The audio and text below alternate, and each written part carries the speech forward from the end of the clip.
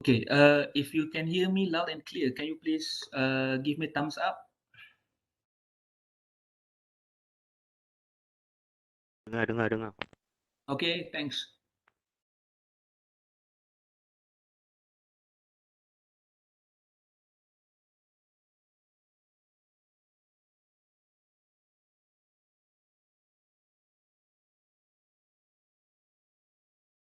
We'll start in about 2 minutes. Just to let your other friends who are still struggling to get in. Okay.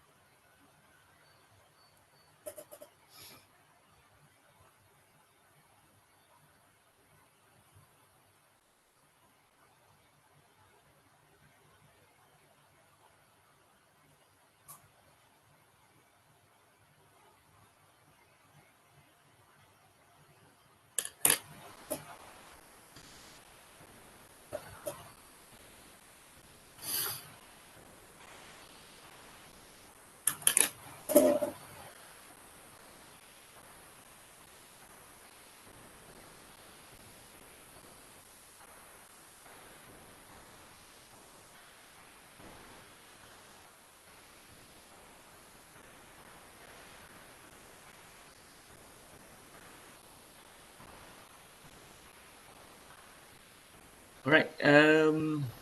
I think we should start now. Um, I think we have enough number of participants. Probably the others are coming in soon, right? Just don't want to waste your time. Okay.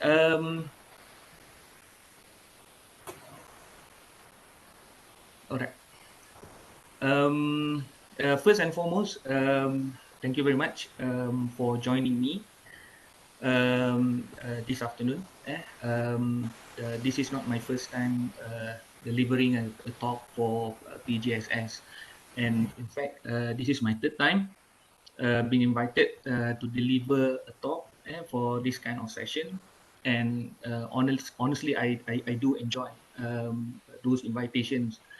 I mean, I don't plan to teach anyone about anything. So probably you are better off in terms of your knowledge, in terms of doing research and all those things like that. Um, Now, what I plan to do is just perhaps sharing some of my experience with you, and also if there's something that you think that might be useful for you in doing your own research work, so probably you can take advantage on that. Now, before we begin, so this is the overview of the presentation, or what I have in store, or what I plan for you today. The first thing that I would do is some progress health check. Well, it's not really about your health, but definitely when you are doing your research, doing your, pursuing your study, whether you are doing a master degree or whether you are doing a doctorate degree.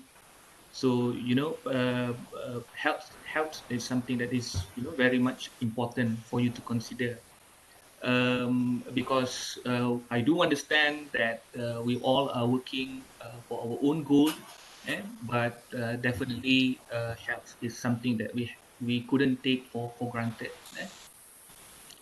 Now, that's for the first one is progress health check, and number two, I'm going to go straight to the structure of a thesis. And as has already been mentioned in the poster, that is going on for some time, I'm also going to provide you with some examples of the structure of the thesis from student whom I supervised before, and a little bit of myself before we begin with the session. Now, how do I start? So I'm currently the academic staff in Fabu, and I'm currently serving the undergraduate programs for QS and also construction. Well, I'm actually wearing three different hats. So number one, my duty as an academics, I have to report to the faculty, of course.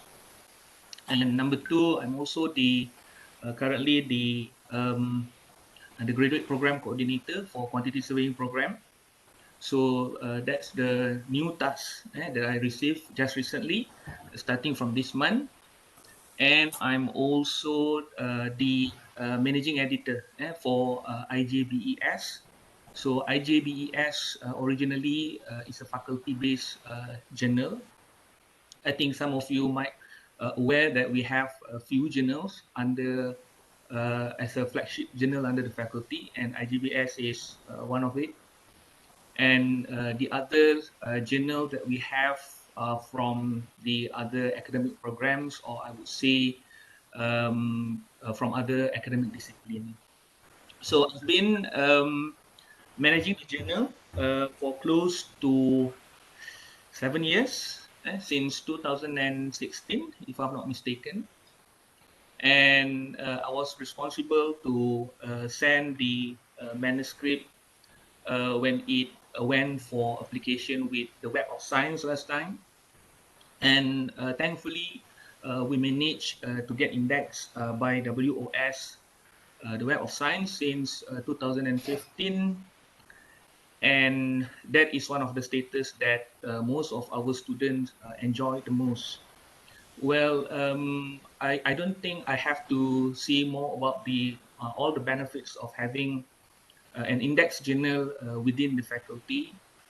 So I've seen so many our own postgraduate students publishing their papers in IJBS, which I'm very much happy to see. And as an editor, the way forward, I would like to see the journal to go beyond the boundaries of our university, and hopefully we'll get more and more papers for publication from the other regions of the world as well. So that's about my roles. So three different roles. So it really tests my skill to manage all those tasks lah. So basically that's it. But I do enjoy managing IGBS. I've seen. Sorry. Okay. So I do enjoy managing this journal. Okay, someone is drying their hair, perhaps.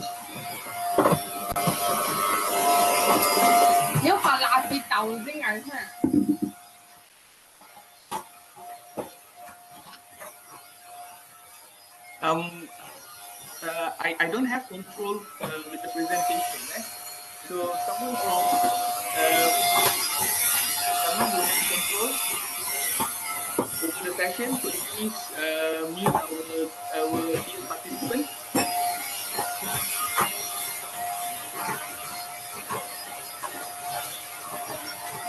Keep assuming. Eh?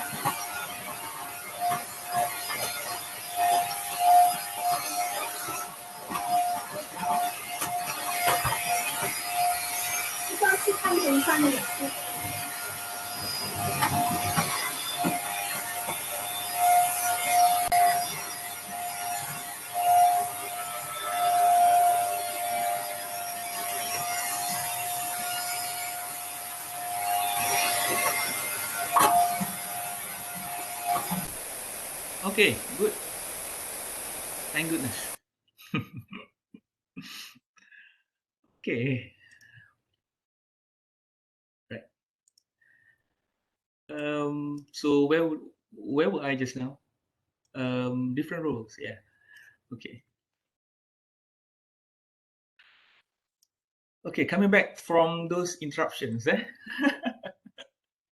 happen all the time. So yep, the journal. Yes. I think I'm done with that. And for the past 6 years, I helped to supervise few students under my supervision. For the past 6 years, I had four, three already graduated, and with the latest in July this year.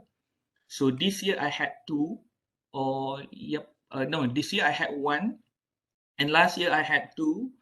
So you can imagine how it looks like to supervising three students who are due for submission almost at the same time. So I do enjoy looking at what they are now, they become now. And to tell you honestly, supervising doctorate students or doctorate candidates is way different from doing one. So I still remember after sending my first PhD candidate at that time to the Viva room. So I was thinking that, so this is perhaps the last time that I'm going to supervise, because somehow the feeling it's different between the candidates who are presenting for the Viva and also the supervisor who has to sit during the Viva. So, to the candidate, it seems like the whole session is about testing the contents or the knowledge or the research that has been carried out for the past 3 years at least. But as a supervisor, somehow the focus, it feels like the spotlight has been onto the supervisor.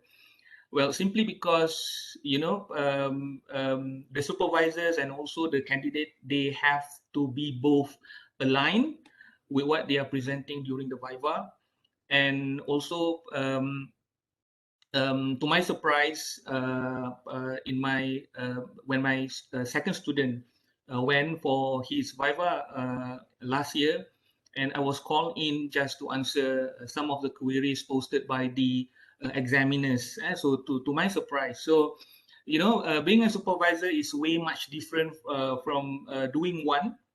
Because being a supervisor, you have to you really need to know what your students are currently doing. Well, of course, their conditions and also how they progress with their study. That is something that is very much important to both parties, the student and also the supervisors.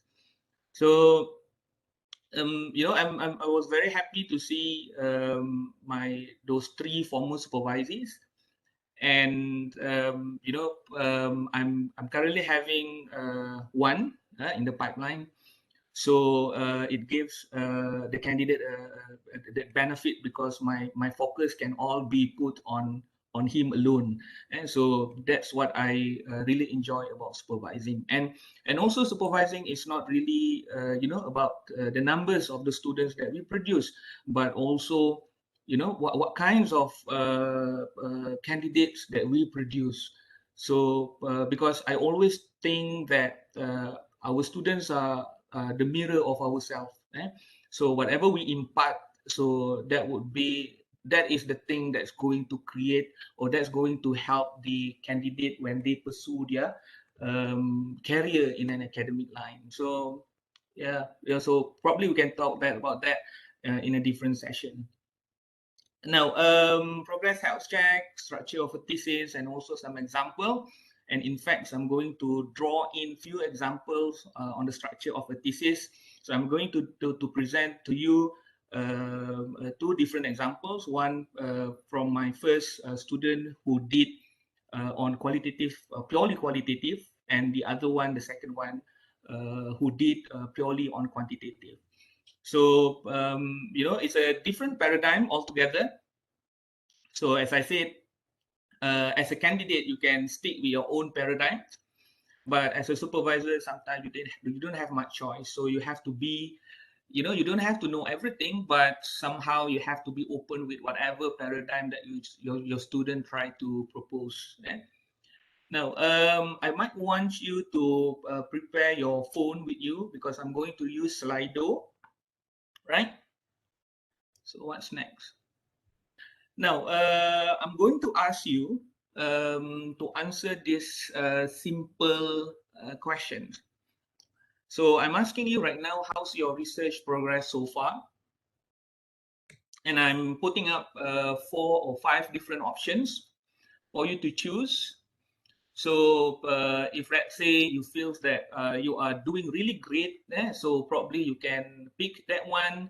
Or if let's say you have some other feeling about your progress of your research, probably you can choose the other choice.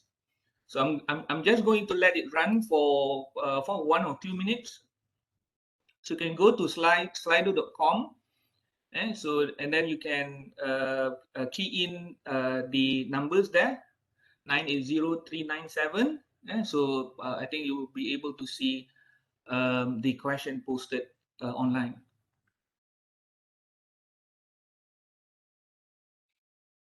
Right. So we have almost half. Okay, almost half saying that they are progressing well. Sorry, I didn't get you, sir. You can't get me? Yes, sir. You say something dots. Sorry? I didn't get the link. You can't get the link. Oh, right. You mean for Slido? Yes. Okay, so you can use your phone. So you go to your browser, right? And then type in slido.com. Slides. Slido, yep. Slido. Yeah, here. It is stated here under the QR code. You can scan the QR code, in fact, if you want.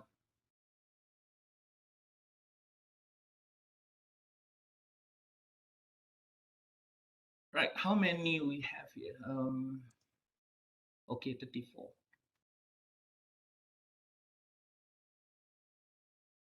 So we have 36 currently. Okay. 39. Just put it straight, honestly, like how you feel about your research progress so far. So I might not be able to offer to you anything, but at least I know the current situation that is happening on your side. So we have 45.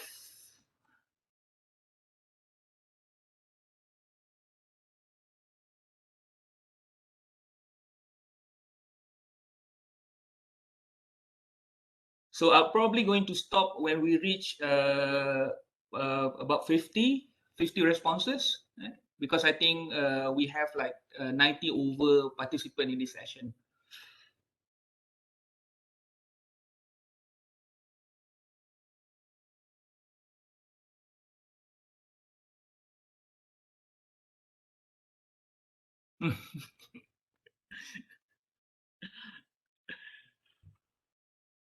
Okay.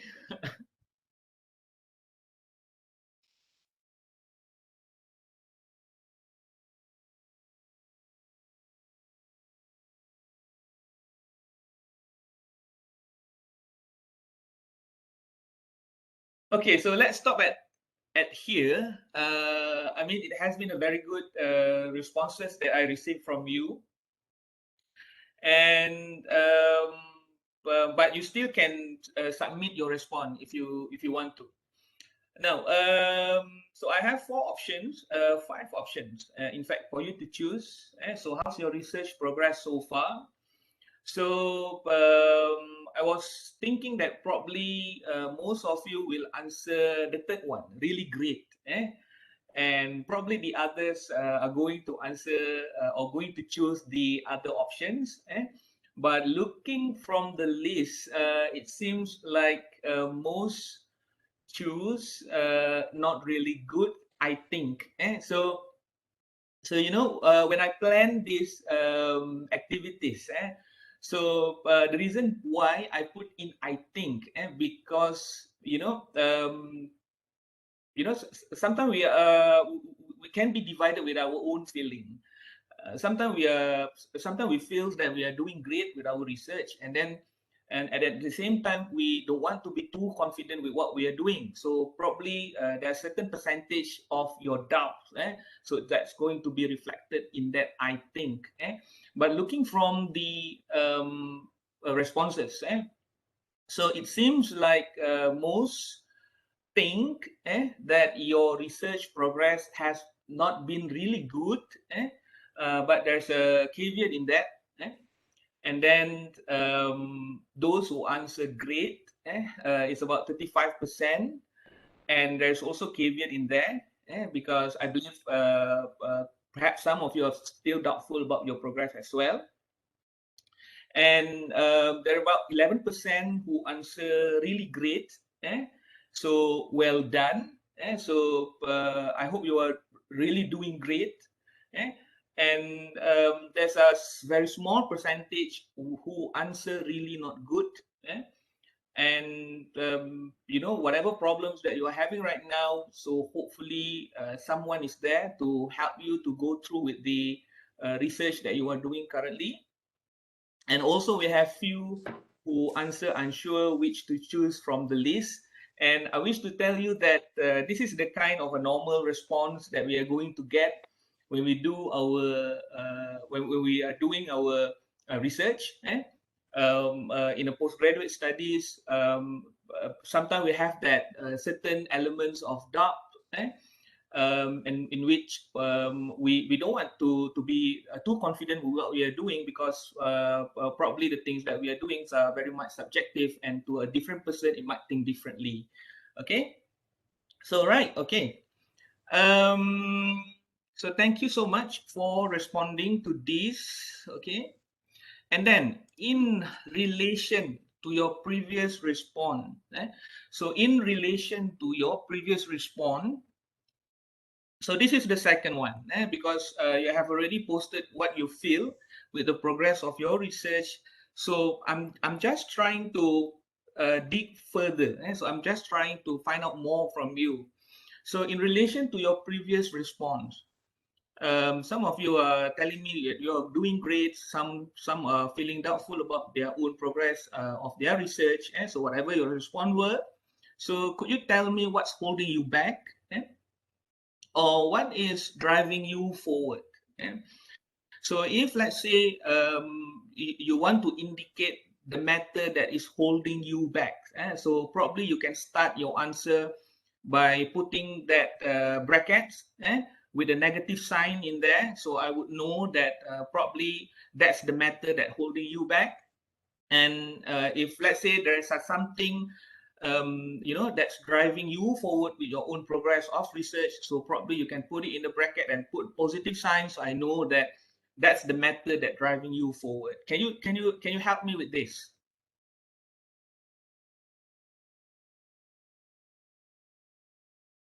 It doesn't have to be long. So probably it might not related to the previous response.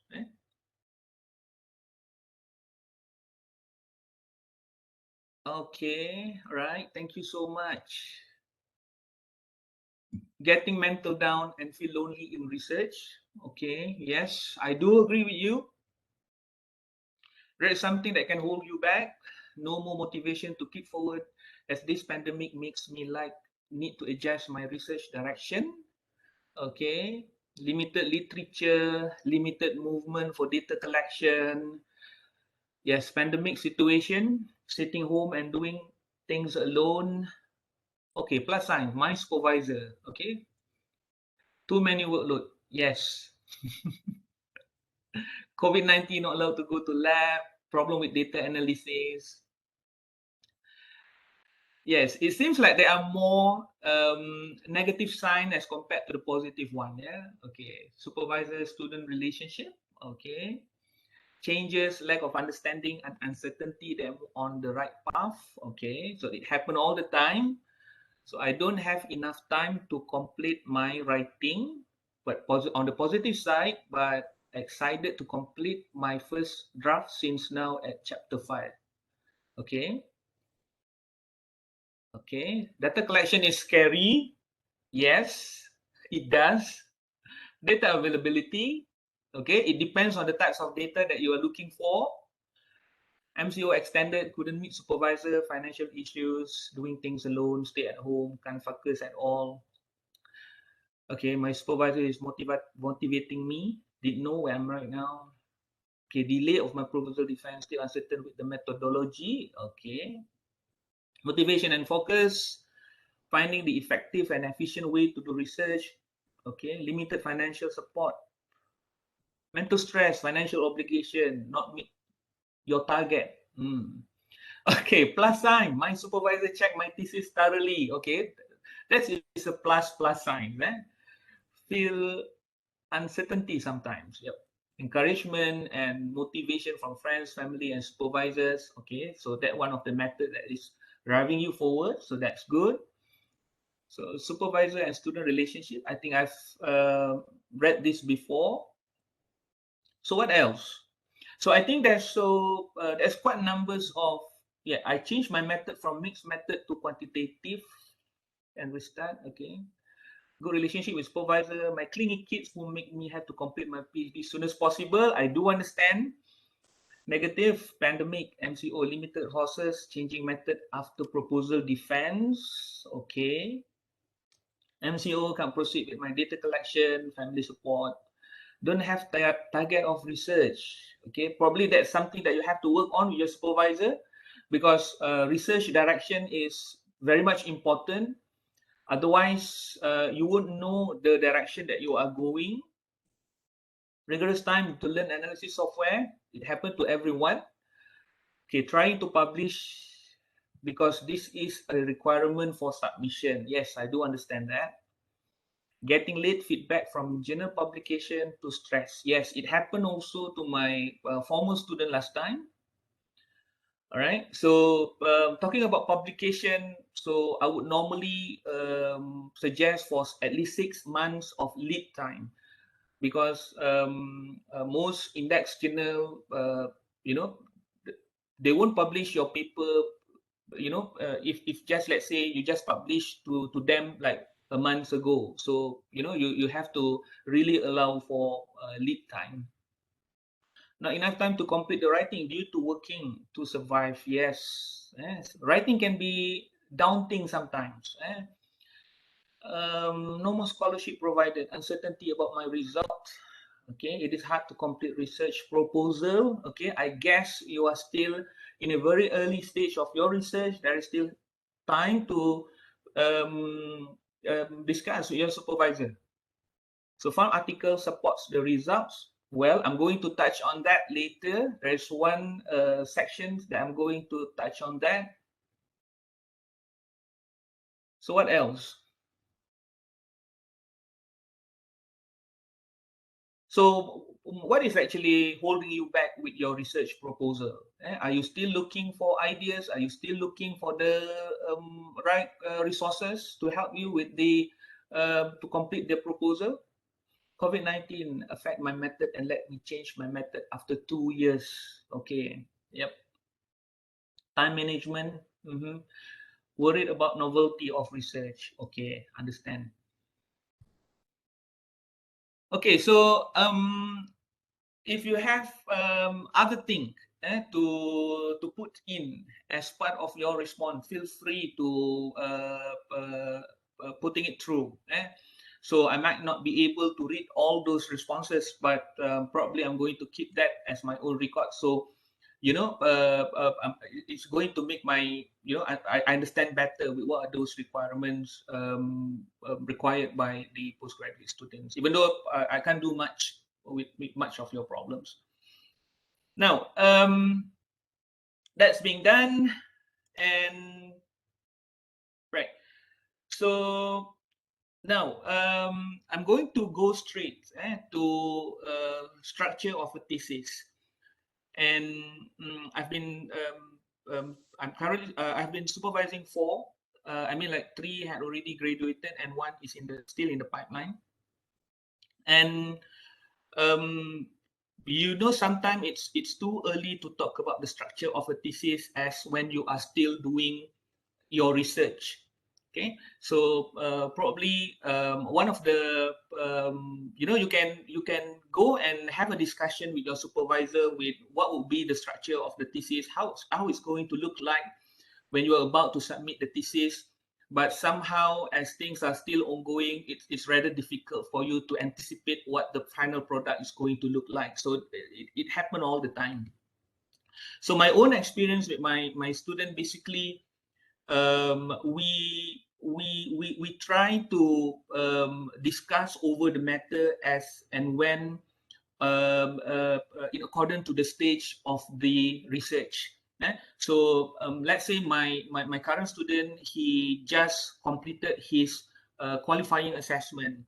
So we start to discuss on his proposal defense, definitely. But at the same time, we also has been discussing on the kinds of literature review that he's going to do. So I do understand that being a postgraduate student, so you deal with all sorts of reading materials. But one thing that I notice is that our ability to get the most from the materials that we read is something that we have to improve. By that, what I'm trying to say is that there are so many techniques for you to vet through or review the materials that you have in hands. So not all materials that you have in hands are related or relevant to the studies that you are going to do. But sometimes, having few is better than not having things at all. But there are so many techniques on how you can process the materials that you discovered from the academic database. I always, when I discuss this matter with my own student, I always start with, because I'm a QS by background, so I do Excel a lot. So what I do with Excel is that we try to tabulate whatever information that he read from the articles that he is currently having in hand. So, while discussing, sometimes we found out that perhaps we have to, create another columns, because probably that's one of the method that can bind those materials together.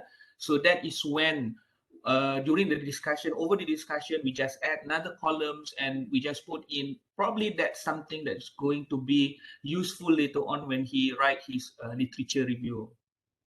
But I'm going to touch this more later on. So I'm just going to move forward.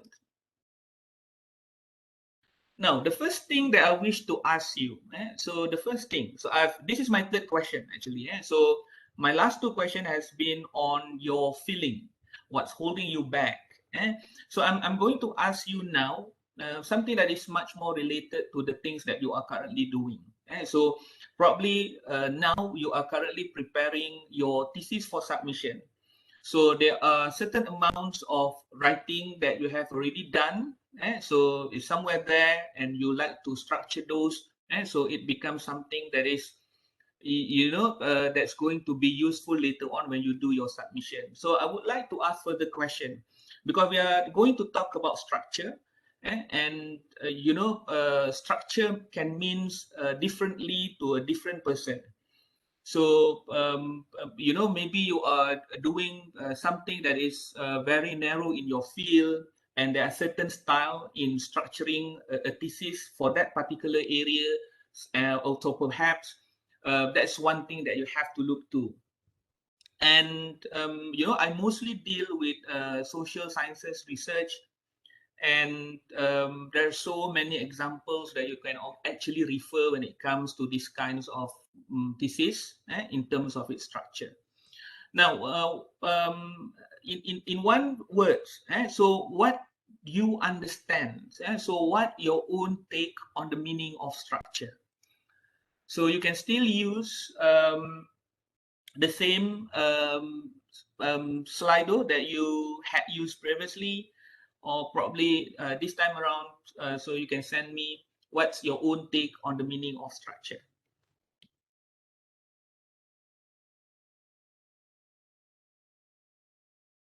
So if you can see my previous slide just now, there's a molecule of water. So that's structure of the water molecule. So if let's say we are talking about the structure of a thesis, so what that structure means to you? So sometimes it can be narration, okay?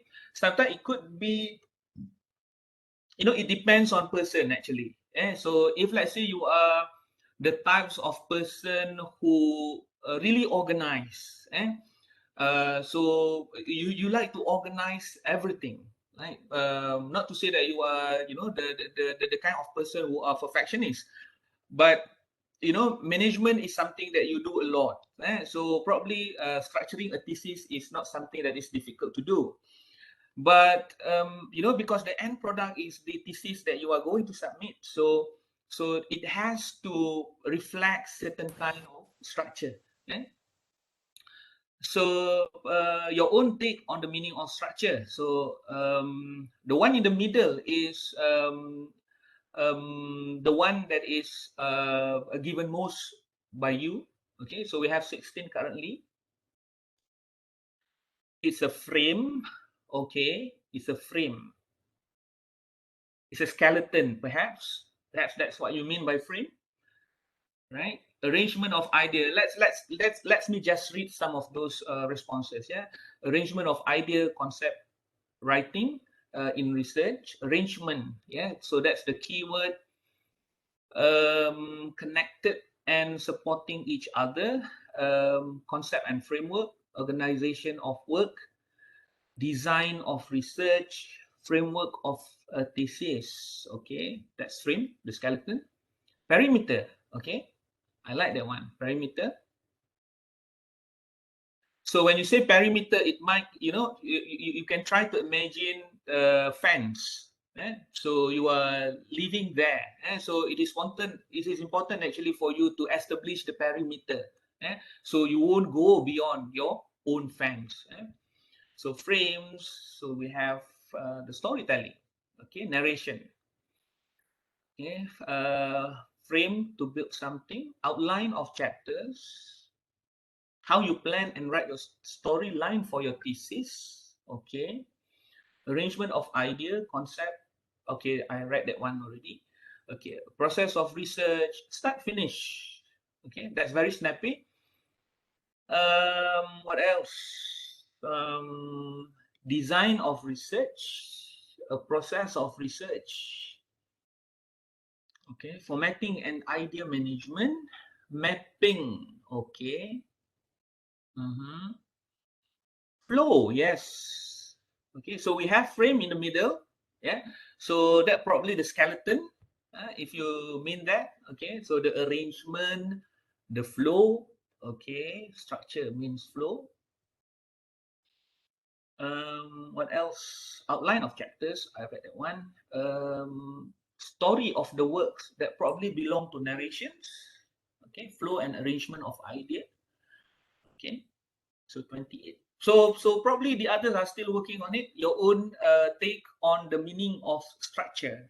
So it seems that from the 28 responses that I received so far, most are choosing frame. So there's a valid reason and also some logical reason behind that. Because after doing your work for so many years, so those are actually the ingredients for the thesis that you are going to submit.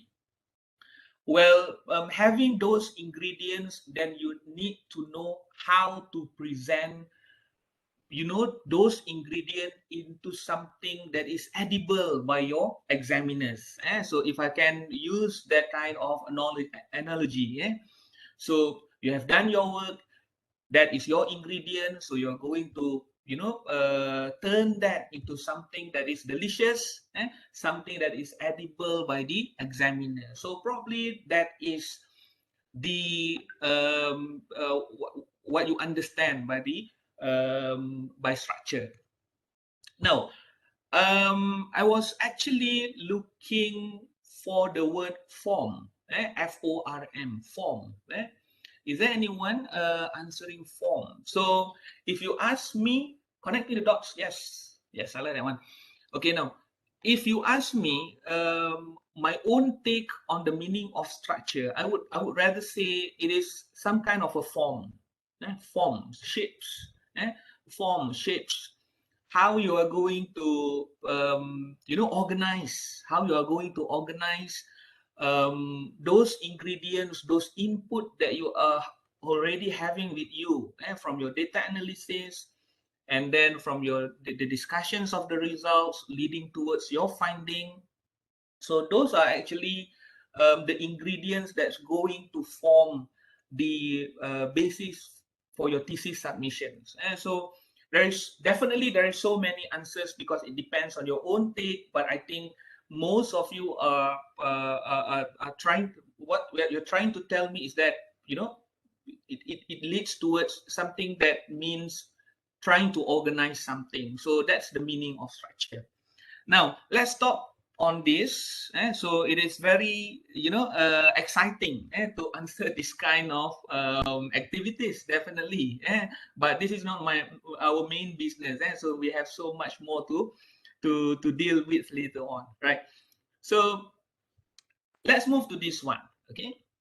So you might probably know about this. There are so many excellent resources from the internet that you can find on a structure of a thesis. I'm just taking some which I believe related to my own experience, because it's easier for me to reflect that to you. Now, if you look at this, how to say this puzzle, yeah.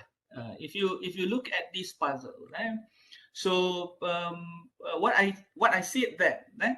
So your research most probably a combination of a few research areas, because that's where novelty came from. Because if you are just dealing with something that is known, so there is no novelty that will be coming out from your research.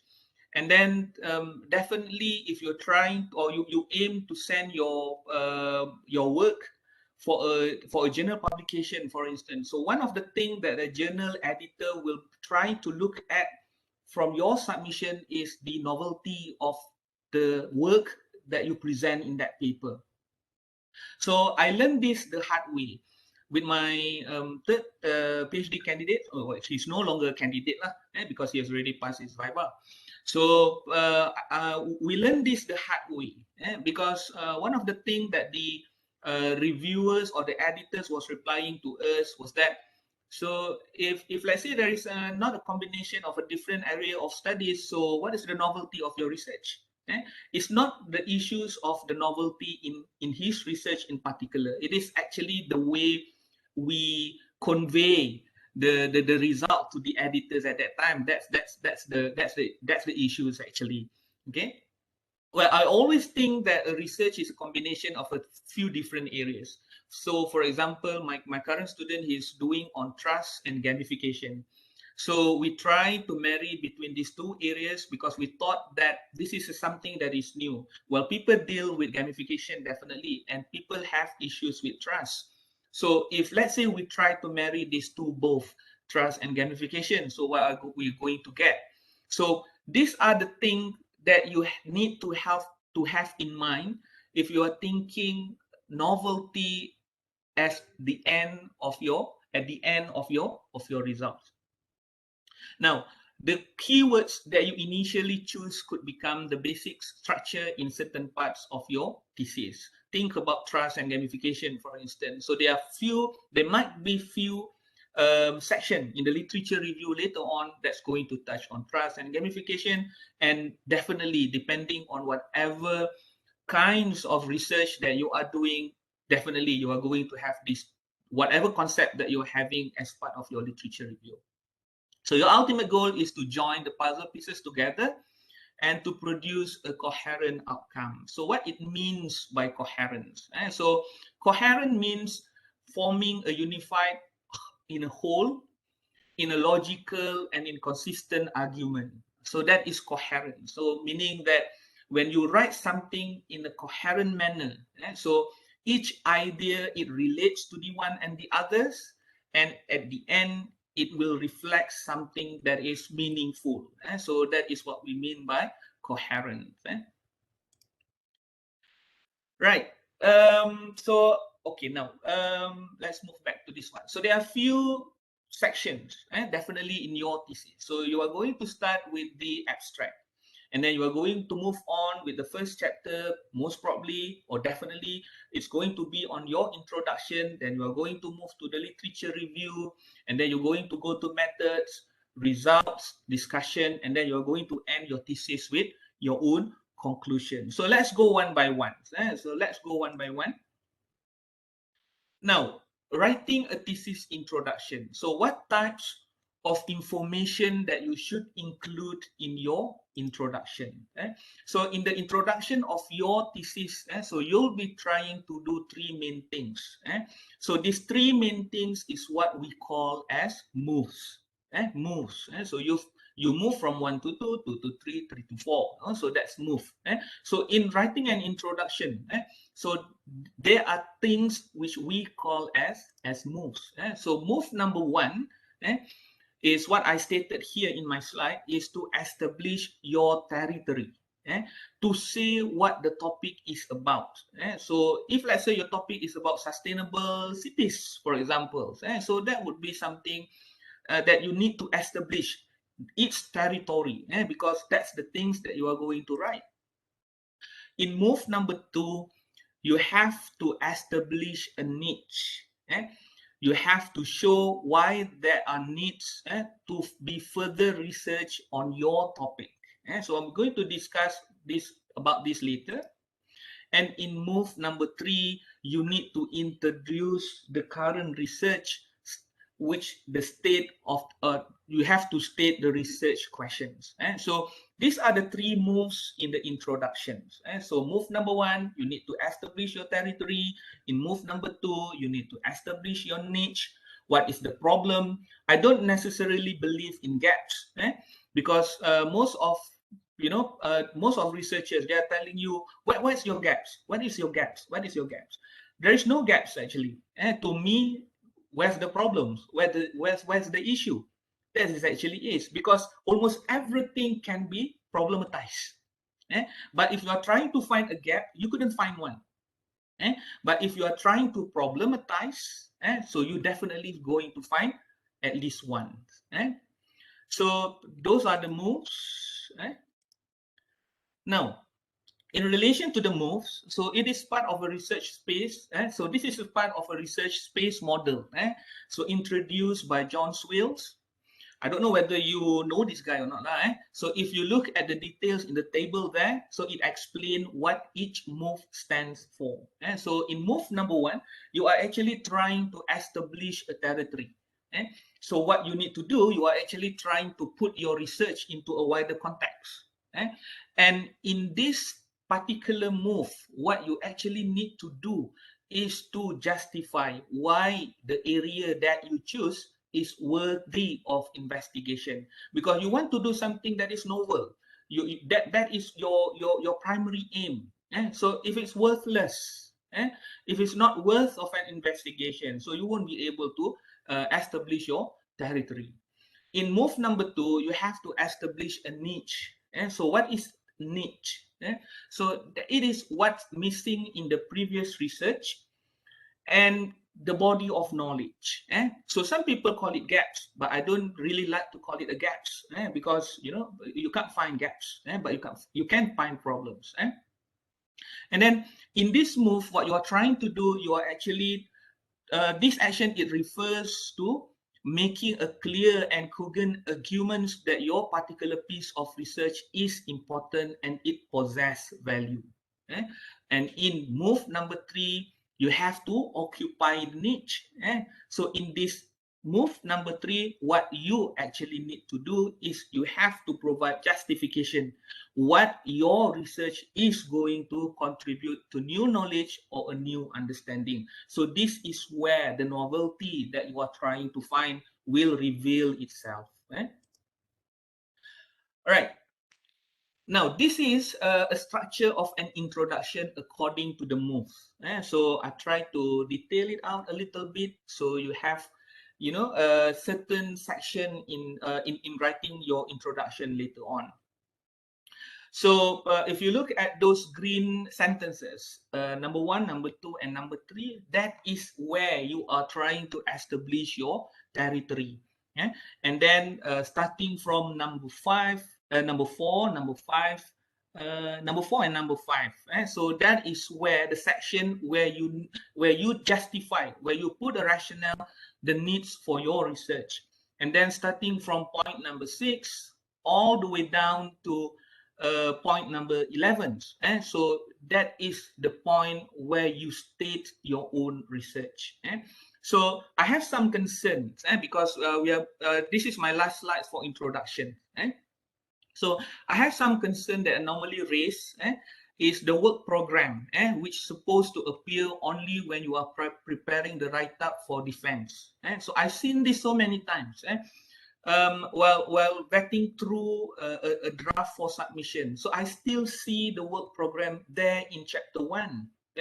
So though it is understood that you started with a proposal, and normally much of the proposal, it becomes the basis for the introduction chapter.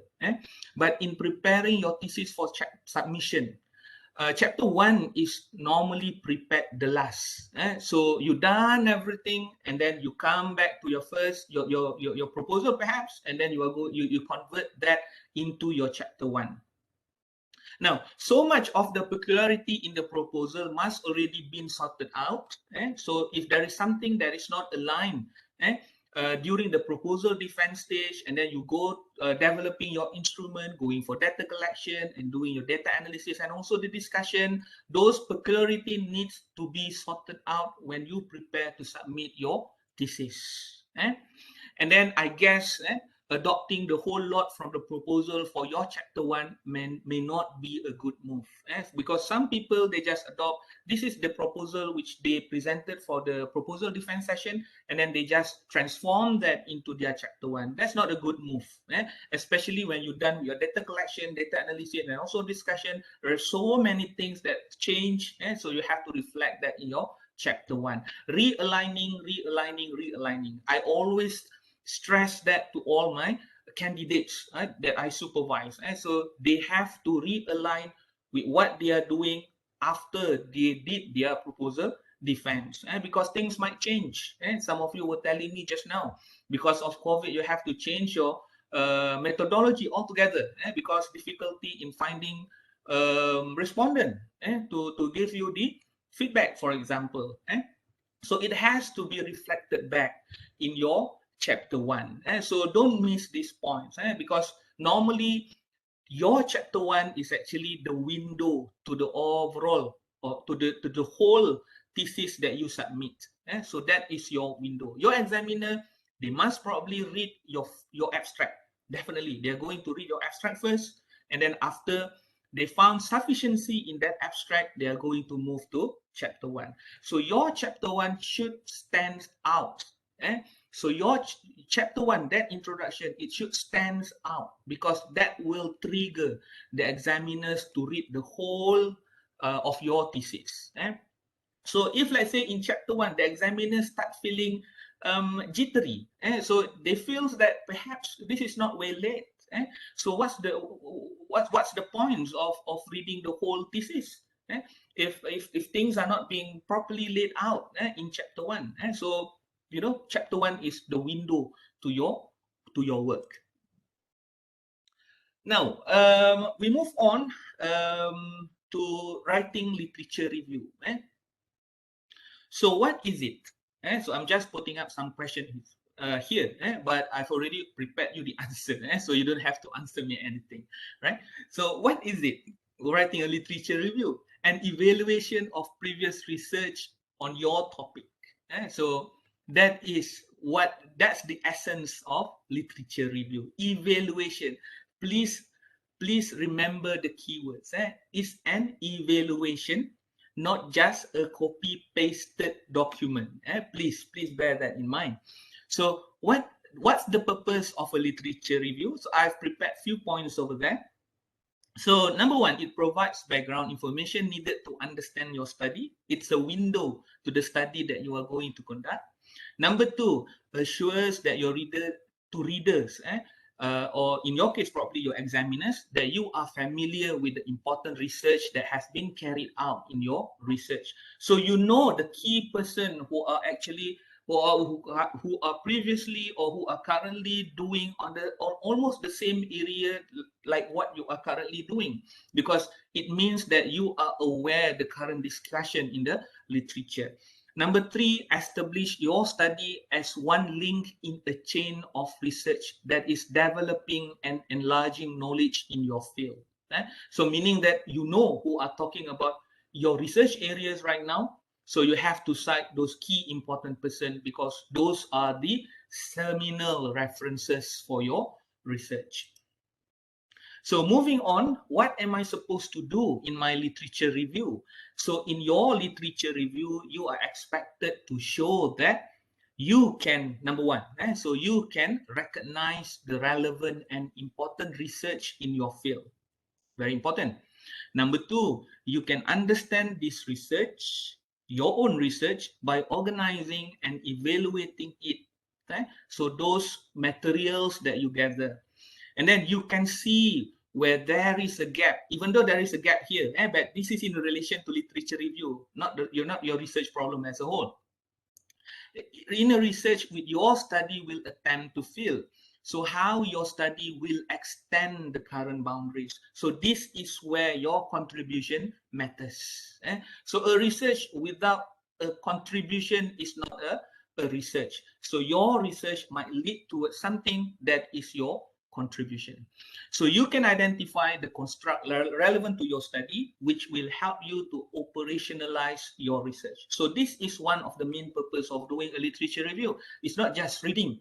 If you just want to read, so you better read magazine or newspapers. But while doing a literature review, this is one of the important things that you have to bear in mind. Number one, you must use those resources to help you with developing the conceptual framework for your study. So how your constructs relate. So this is very important because I've seen so many, when I ask them, what is actually the conceptual framework for their research? They don't simply understand what is conceptual frameworks. The conceptual framework is, to me, is to reflect how those constructs that is related to your study will relate. So it sorts like establishing your own boundaries of the research that you are going to carry out. So if let's say you are doing very much whether qualitative or quantitative or mixed method, so you have to create your perimeter or your boundaries of research. If you can't establish your construct by doing all those literature review works, then probably you are just not reading the correct materials. And also literature review is also going to help you with the process of instrumentation. Okay, now, so how do I organize my literature review? So some possible approaches, so which can be combined. So we have so many other different approaches when it comes to writing a literature review because it's very subjective. But the main aim is actually to develop your own instrument, or probably if you want to adopt other kinds of instrument that is well established, so probably you just want to put the context in your research in that pre-established instrument, so you have to do that as well. So number one, you can organize around the key themes or debates. Organize around the key themes or debates. Number two, you can arrange the literature review from distant to close, from less specific to more specific, what I call as the funnel approach.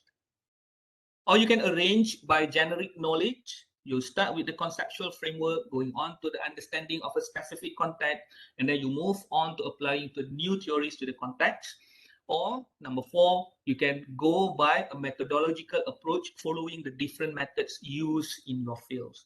So it can be a combination of a different approaches, whatever approach that suits you. Now, we have to understand while writing in any chapters of your thesis, the main elements or the most important elements that build up your thesis is actually your paragraph. So your paragraph is actually the most important unit when you build up your arguments, when you build up your thesis. So what is paragraph? So a paragraph is a group of sentences that are linked coherently around one central topic or ideas. So paragraphs should be the building blocks of academic writing. So each paragraph should be doing a job. So it will help you to move your argument forward and guiding you reading through your thought process. So there's one advice here that paragraph should be 10 to 12 lines long, but certain kinds of variations are acceptable. So while writing a paragraph seems doable in most cases, what you need is actually what I call as a strong paragraph. So what is a strong paragraph and how you create them? Okay. Now, the so-called strong paragraphs, it requires you to present a topic. Number one, okay, discuss it and conclude it. So three different things here: present a topic, discuss, and conclude it as far as reasonably possible. That is strong paragraph. It should contain these three key means elements. It may not always feasible, definitely, especially in introductions and conclusion, having a strong paragraph, but should be a staple of the body of your written work. Strong paragraph. When you write anything, any paragraph in your thesis, so you have to keep this in mind. So a strong paragraph, it consists of the following. Number one, topic sentence.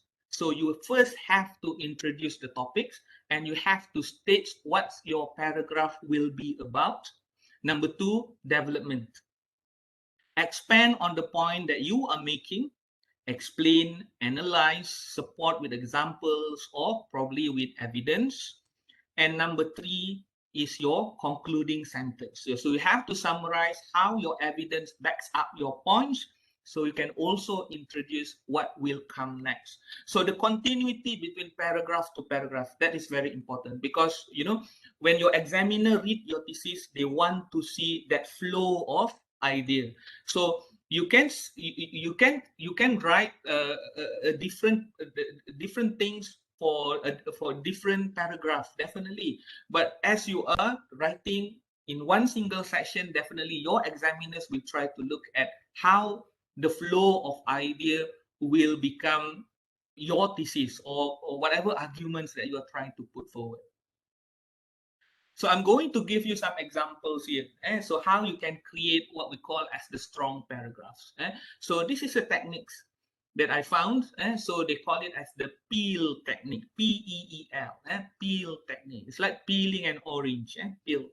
So this is a strategy to write strong paragraphs. So in each paragraph, so you should include the following. Number one, so you need to state clearly your points.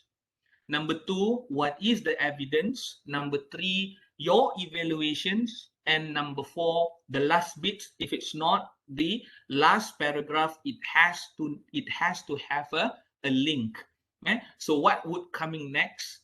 So you can use what we call as the paragraph bridges. So something that might in contrast, something that would suggest that things are going to move forward in this particular direction. So when you read something, that is the kind of thing that your examiner might be probably looking. And I always keep in my mind that there are two basic styles of writing a sentence. So you can use passive voice or you can use active voice.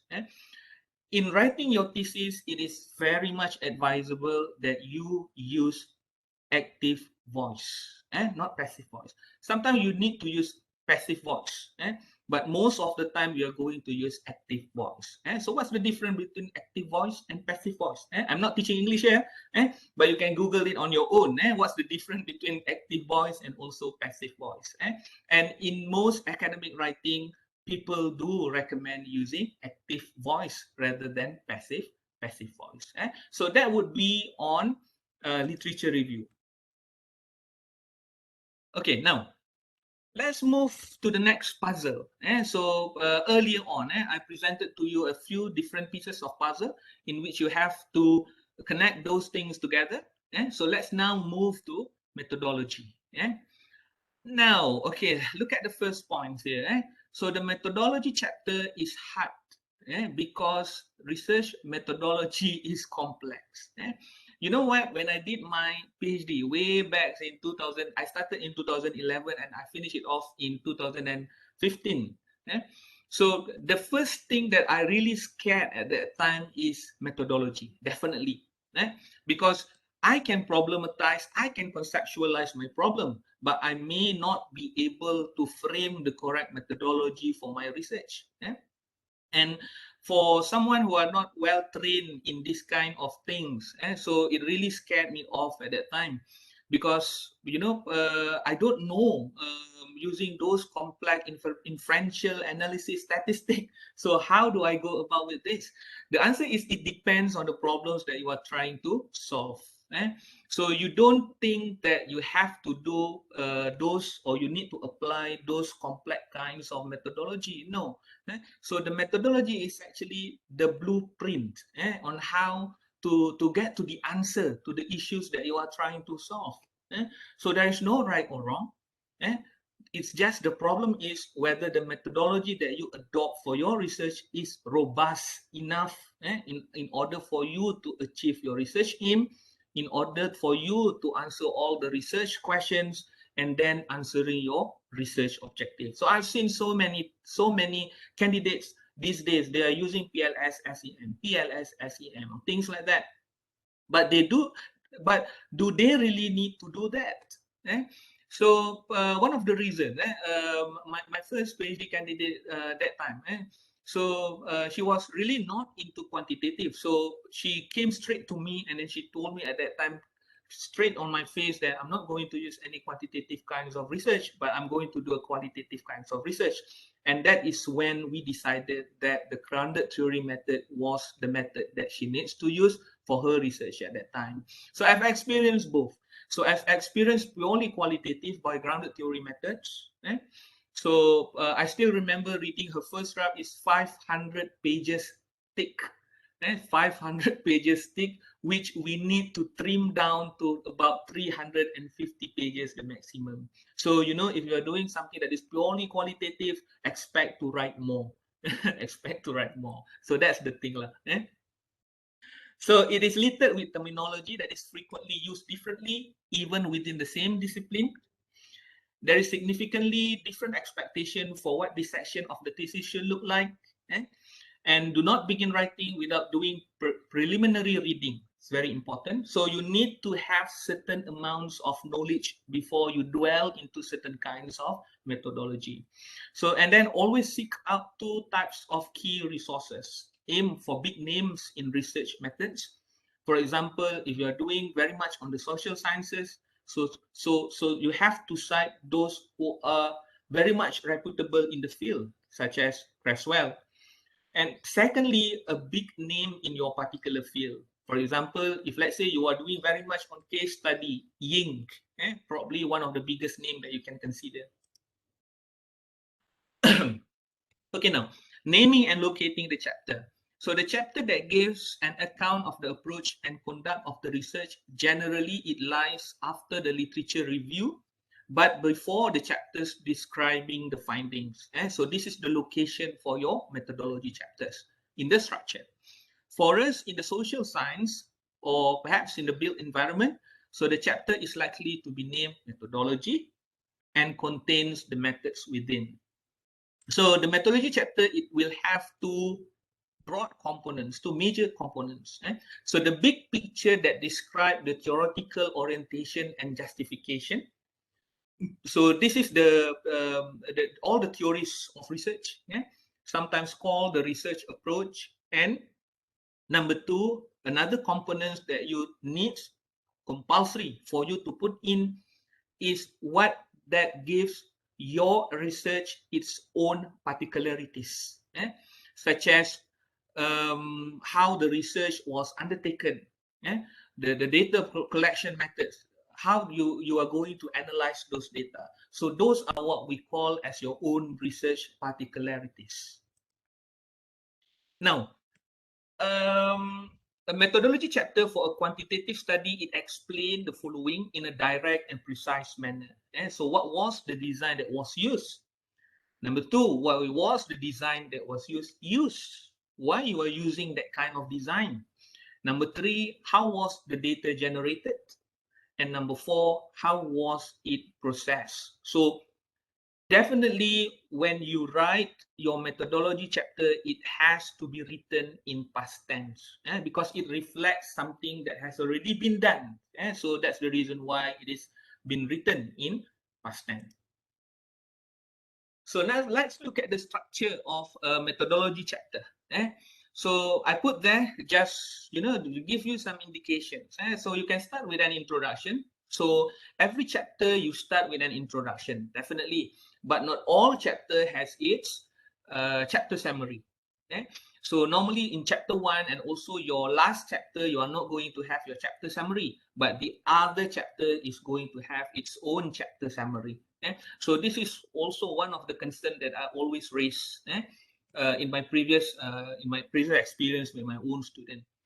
And then you need to state your research design, your pilot study, your sampling strategies, your instrument design, methods of data collections and analysis, and also your problems and also limitations. So this is some of the structure in the methodology. So next, I'm going to give you an example. I'm not sure whether you can see that clearly. Okay. So this is taken from my third student, Jamil Abu Bakar. So he did purely quantitative, PLS SAMs. If I can show you, this is the structure of his thesis in chapter 3. So we start with introduction, and then we move on to research paradigm, and he explained on the research philosophical positioning, going down research design, methodology. So it happened here because of the request by the examiners. And then this is the particularities of his research. The research population and sampling, going down, developments of the research instrument, data collection process, and in the end down here, he explained the way he analyzed his data, in which I believe when you discuss this matter over with your supervisors should be able to explain to you on what are the things that you should put in your chapter, especially on your research methodology. Now, I'm going to give you the second example. So this one from my former student, the first one. So this is an examples of a purely qualitative study. So she did grounded theory. So one of the thing with purely qualitative study is the amounts of reading, the amounts of writing that she has to do at that time. So I still remember, chapter 4, when she's supposed to discuss on the findings on the data analysis. So it's all, swarmed with quotation marks, because she needs to quote every single respondent that she met while doing her data collection, and it can be very lengthy. So in a purely qualitative research, so this is how things are being put up. And in qualitative research, normally you start to explain on your ontology, epistemology, and also the methodology concerning your research. And then you go down and basically you start to put in all the particularities concerning your research. So those are the two examples which I had that I really plan to show it to you. So again, there is no right or wrong answer. So there is no right or wrong answer. Definitely, it depends on your discussion with your own supervisor on how to arrange those things in the best possible manner. Definitely. Okay, now after methodology, so you're moving to chapter 4 lah, basically. So in chapter 4, you are trying to writing up your results. So if you are using a range of methods or a number of experimental elements, group the method or the procedures together with the relevant results. So in a quantitative research, the descriptive statistics are generally presented first. then the results of each of the hypotheses, or if let's say you are answering certain kinds of research questions that were tested, so that has to be explained in sequential. So again, so my normal practice is that I would normally request my candidates to present sort like a summary in a form of a chart, just to inform the examiner this is how things are going to be discussed in this particular chapter, because I really don't like to annoy the examiners trying to figure out how things are being laid out in any particular chapters. So that's my own practice. Now we move on to discussions. So what does your discussion section do? So your discussion section, so it explains what the results mean, interprets the data, compares it with the other research, evaluates its importance, points out the limitation of your research, and it raises questions for future directions. And then what information does the reader expect to find? So your reader definitely they expect, or your examiners, so how your research relates to your aims, so how it confirms your aim, explanation of your result, how your research relates to theory of previous research, the significance of your research, limitation or improvement that could be made to your research. So this is in discussion section. Now, in writing a discussion, the followings are worth noting. So you need to evaluate the results because this is your own chapter. The discussion chapter is your own chapter. So you can compare them to other research. There is no need. So there is no need. So this is the thing that I wish to present based from the second activities or the first activities. So compare them to other research. So there is no need for you for the results to align with the previous findings unless that's your research aim. So why must you try to align your finding with the previous finding? If it doesn't align, it doesn't make you wrong. Okay, so you know that's my take, because whatever you are getting from your analysis, that's your own results. Trying to compare, that really doesn't make sense, or probably if you're trying to align, it also doesn't make sense. So you have to emphasize on the importance of the results, and also you have to identify the limitation of the study. So that is in your discussion chapter. So I'm going to give you some example here. Okay, if you look at the tables, so the word use, so those are the things that you can put in if you want to consider to put it in your discussion chapter. So you can use the reporting verbs, and then you can use that evaluative language, and then you can use that connectors, and then you should end it, or probably not should lah. Probably you can end that with a tentative language. So examples of reporting verbs. The results revealed what? And then there are several important points observed from the results. First, okay, so you indicate the first important points, and then you discuss whatever, and whatever.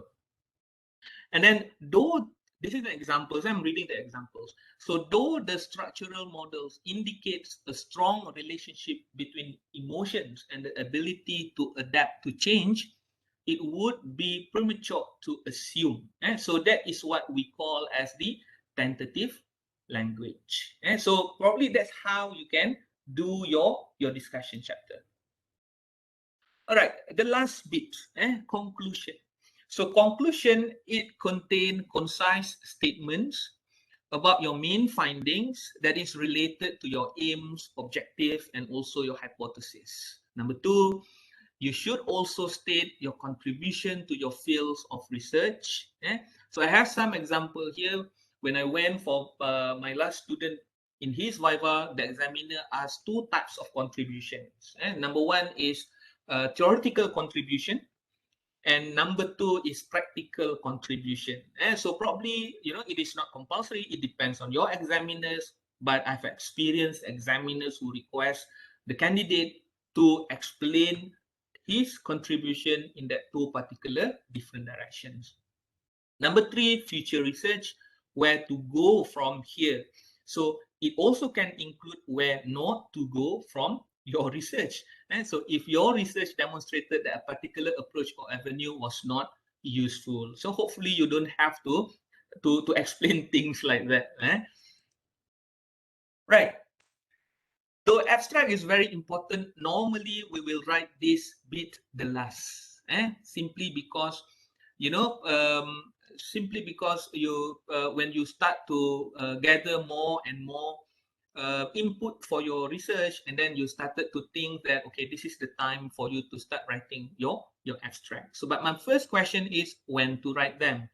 So the earliest time that you are required to write an abstract of your research is probably when you are ready for NTS, notification for thesis submission. So that would be the first instant where you are required to write your own abstract. So to tell you honestly, I don't know the others, but I help to write the abstract of those of my students, because you know I'm not trying to say that I try to influence them with my styles of writing, but sometimes, I like to really get things very snappy or straightforward for some particular reasons. So write the abstract when you are really ready.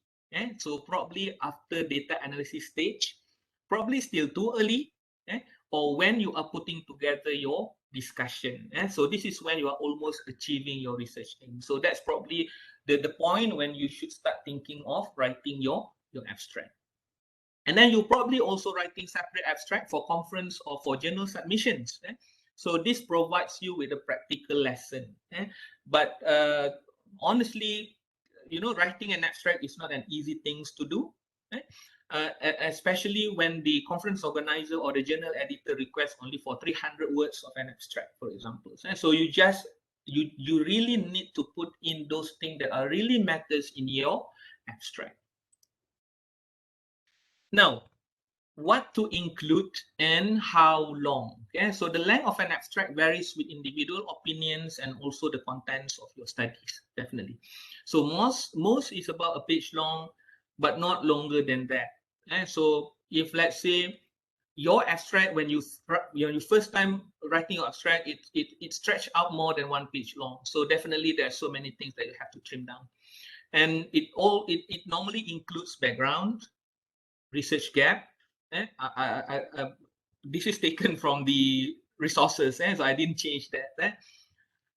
Or the statement of the issues, your aims and objective, brief methodology, research scopes and limitations, main findings, and also your contributions, and also the research significance. So this is mainly the ingredient for your abstract. So I'm showing you a sample of an abstract. This is from Jamil actually. So I hope you are aware that after you did your Viva, and then after you are done with your Viva, and then you've been requested to do correction, and then for the purpose of thesis submission, definitely you have to send your abstract for approval. So this is the outcome that we get that came from the proofreader. Now, an example of an abstract with feedback given by the proofreader is shown. So consider sending your abstract for proofreading service before submission, because otherwise they are going to ask you to send it to the proofreader. A good abstract will be able to provide a snapshot of your research, write and revise your abstract carefully, and ensure that it aligns with the content. Now, this is taken, the real abstract, which Jamil submitted as part of his submission. Okay, so what is here? Okay, so the first few lines of his abstract, it explained on the background of the study.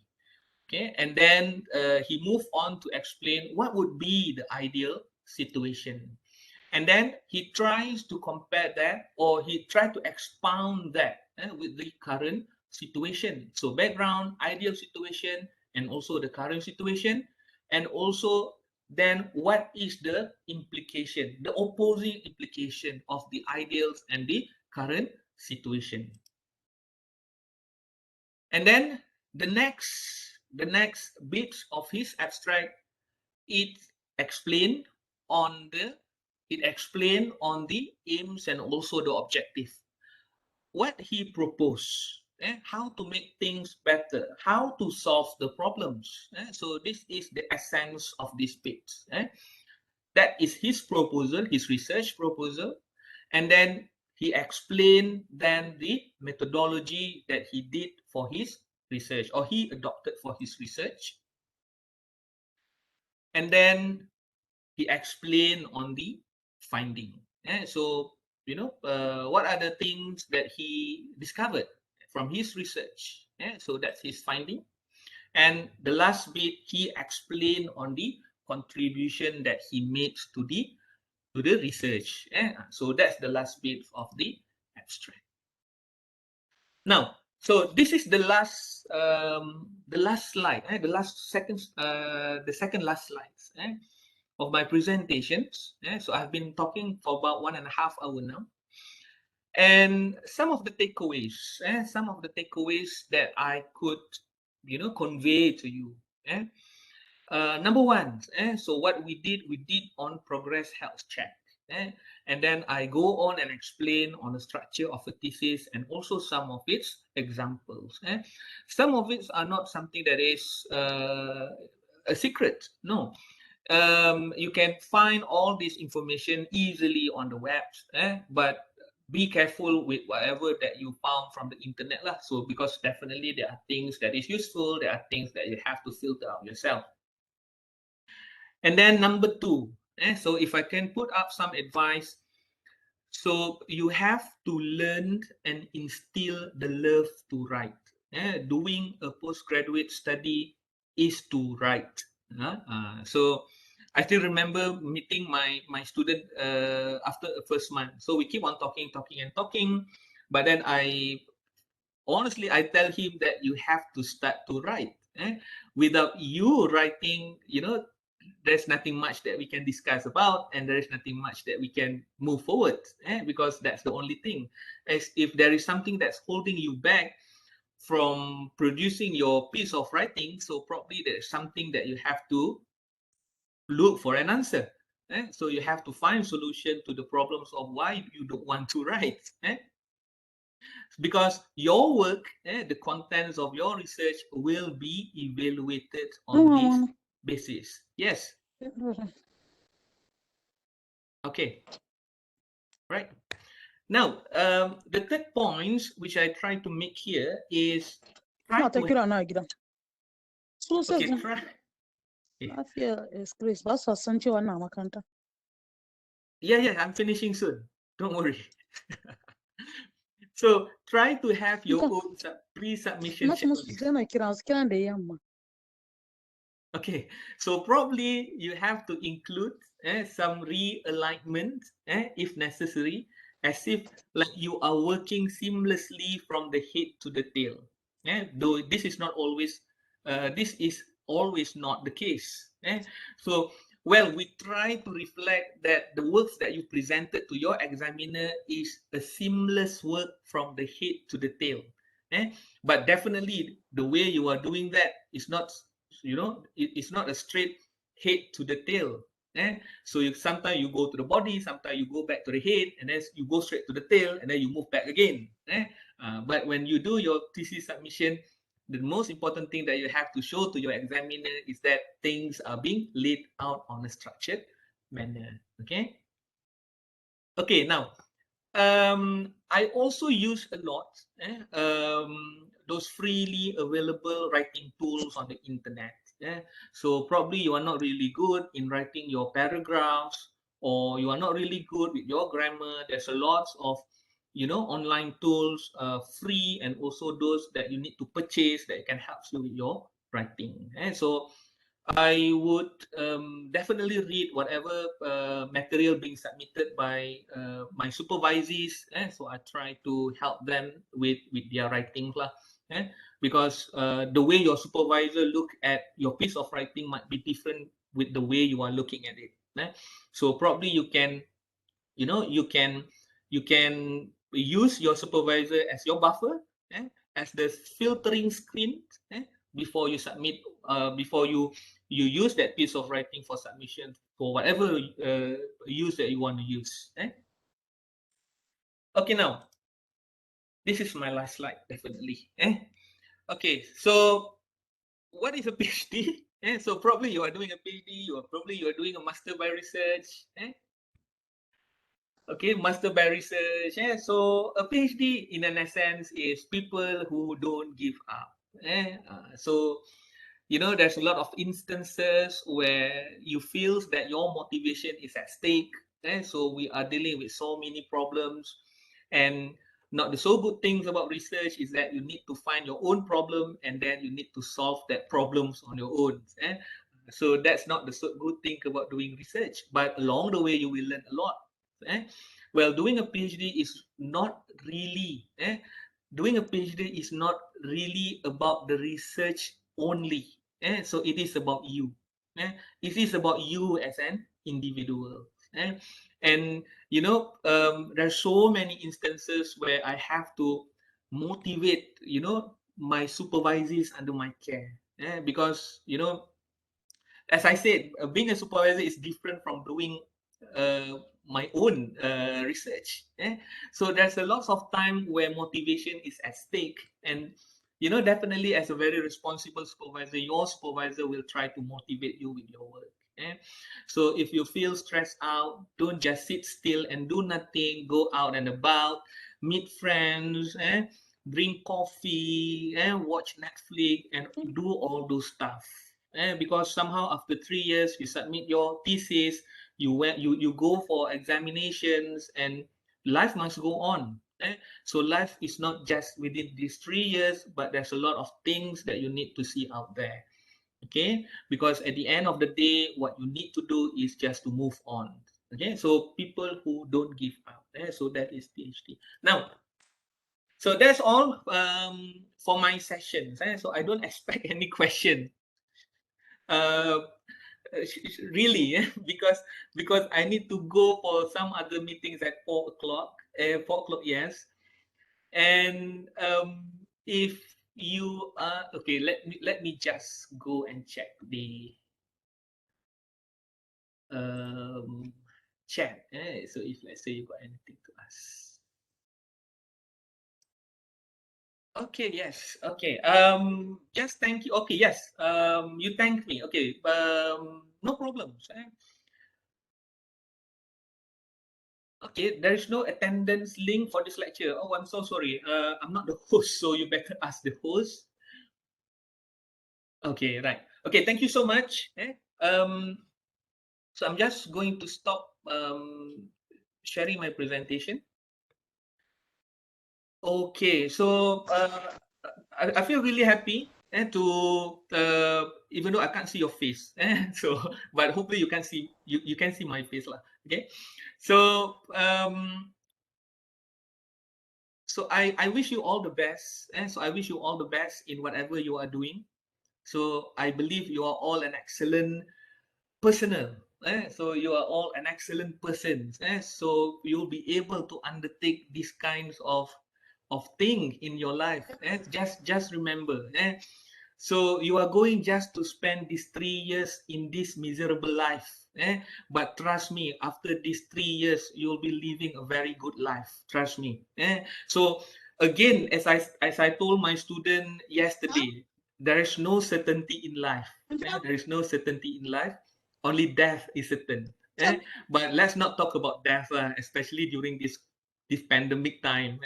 So there's nothing is certain. Eh? So we just can pray, we just can hope that things will go along the way that we want it to go. But further than that, it is always back to your own effort. So definitely, if you spend your effort well, so I don't think there is anything that will be holding you back or go in between your way between now and also your future. Okay. All right, so the attendance form is there. So okay, thank you so much. Okay, so I wish you all the best again. So I hope we can meet again face to face later in the future. So if let's say you have anything to ask, so probably you can just send me an email and I try to respond it as soon as I can. Okay, thank you so much. Bye bye. Thank you, Doctor. So, thank you. Thank you, Doctor. Bye bye. Thank you, Doctor. Thank you very much.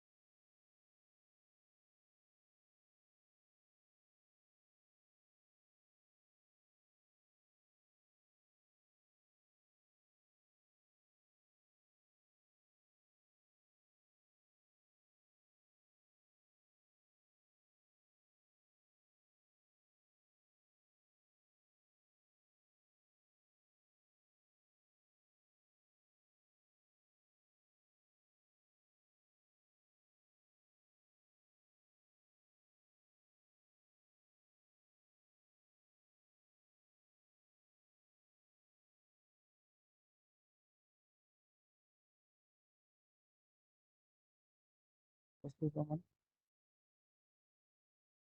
Hear me?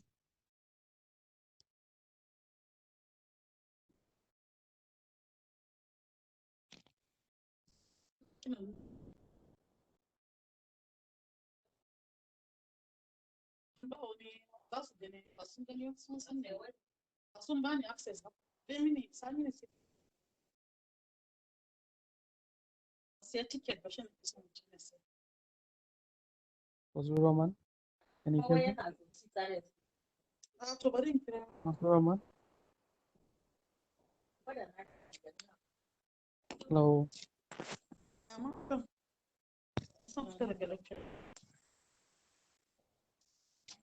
Out of this lecture.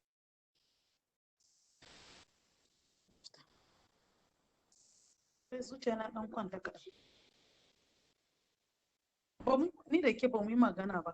Motan kenan. Wanne ne kin zaba, wanne ne kina so? Sannan nawa ne kina son baki? Sannan sai na ta kawo different mota. To ke kuma baki gani ba, ni kuma I'm not in a hurry. Inda ido na ni ma ban gani ba. I didn't see, it's just photo ne yake. Kina magana na Ake miki ni ban cika so abu photo nan ba. Ba dai na gan abu ba.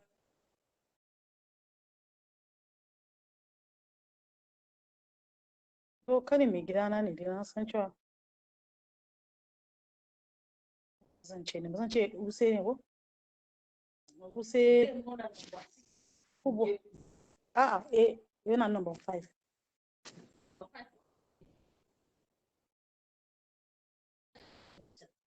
Yana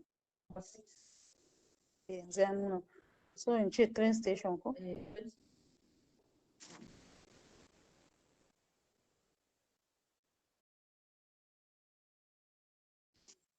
You mean, what do you call it? One for 2,000, then 15, 17. Wanne zan zaba? Heading 17, come for 2,000.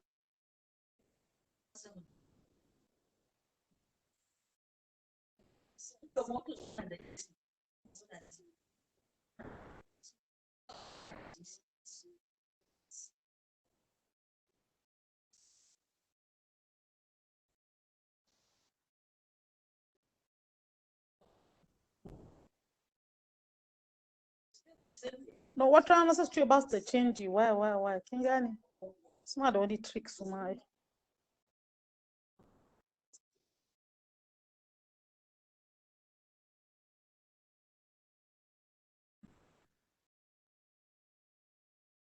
Three minutes. Toyota Corolla.